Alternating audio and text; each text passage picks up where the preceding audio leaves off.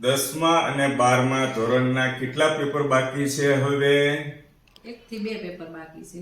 1 થી 2 પેપર. હમ. દોસ્તો 10મા અને 12મા ધોરણના 1 થી 2 પેપર બાકી રહ્યા છે. બધા મિત્રોએ, બધા વિદ્યાર્થી મિત્રોએ પરીક્ષા પેપર ખૂબ સરસ મજાના સારા લખ્યા હશે. ખૂબ ખૂબ શુભેચ્છાઓ તમને. તમારું બધાનું રિઝલ્ટ પણ સારું આવશે એવી હું ઈશ્વર ભગવાનને પ્રાર્થના કરું છું. અને મિત્રો ખાસ રિઝલ્ટ જે પણ આવ્યો બિલકુલ ટેન્શન લેતા નહીં.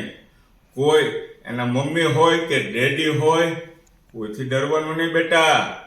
પરિણામ તમે આખું વર્ષ ખૂબ મહેનત કરી, પરીક્ષા ટાઈમે તમે સારા પેપર લખ્યા.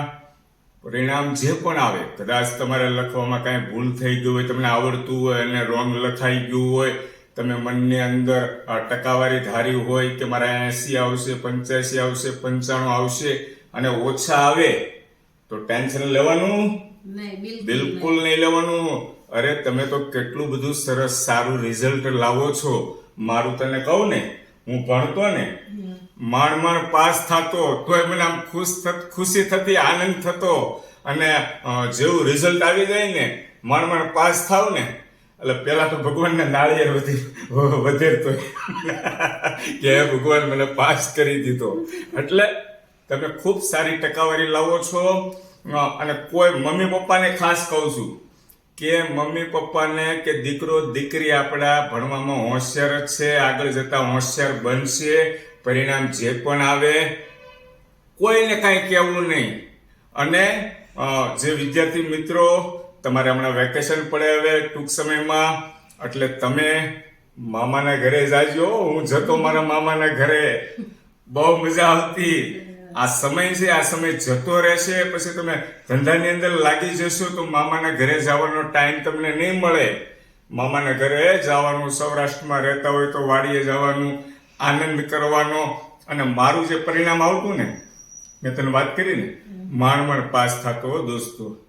એટલે ઈશ્વર આપણું જે કરે એ સારા માટે જ કરે. ભગવાન બધું આપણા માટે સારું જ વિચાર્યું હોય.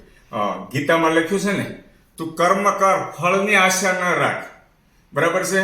ભગવાને કીધું છે તું કર્મ કર, ફળની આશા ન રાખ. ફળ તારા હાથમાં નથી, એ તો ઈશ્વરને આપવાનું છે. એટલે જે ઈશ્વર આપણા માટે કરે છે એ આપણા માટે સારું જ વિચાર્યું હોય અને સારું જ કરે. આગળ જતા સમય પણ તમારો સારો આવે. પરીક્ષાની ચિંતા કર્યા વગર બિલકુલ પેંડા ખાઓ, મીઠાઈઓ ખાઓ, આનંદ કરો, મજા કરો. આ મારું જ ઉદાહરણ કહું ને, માંડ પાસ થતો એમ તને કહું ને, તો અત્યારે મારી સાથે 1,70,000 મિત્રો જે મારી સાથે જોડાયેલા છે ને દોસ્તો, એની અંદર ડોક્ટર છે, વકીલ છે, એન્જિનિયર છે, સ્કૂલના પ્રિન્સિપાલ છે, અધ્યક્ષ છે, મોટો હોદ્દો ધરાવતા હોય, સરકારી મોટા કામકાજ કરતા હોય, આર્કિટેક્ટો છે. આ બધા તો મિત્રો છે. અહીંયા અંગૂઠા સાપસી. કોઈ આમ ભણતર એટલું બધું એજ્યુકેશન નથી. ઇંગ્લિશ પણ માંડ લખી શકીએ છીએ. તો એવું જરૂરી નથી કે ભણતર હોય તો જ તમે જીવનમાં આગળ જઈ શકો. હંમેશા ઈશ્વર જે કરે એ આપણા માટે સારું જ કરે. તો મોજ મસ્તી કરો, મામાના ઘરે જતા રહો, આનંદ કરો. વધારે હું કાંઈ કહેતો નથી. જીવવા ગયા હોય પેપર, ટેન્શન બિલકુલ નહીં રાખતા. આ તમારા મોટા ભાઈની વાત માનજો. બરાબર છે બહેનો અને ભાઈઓ? Thank you.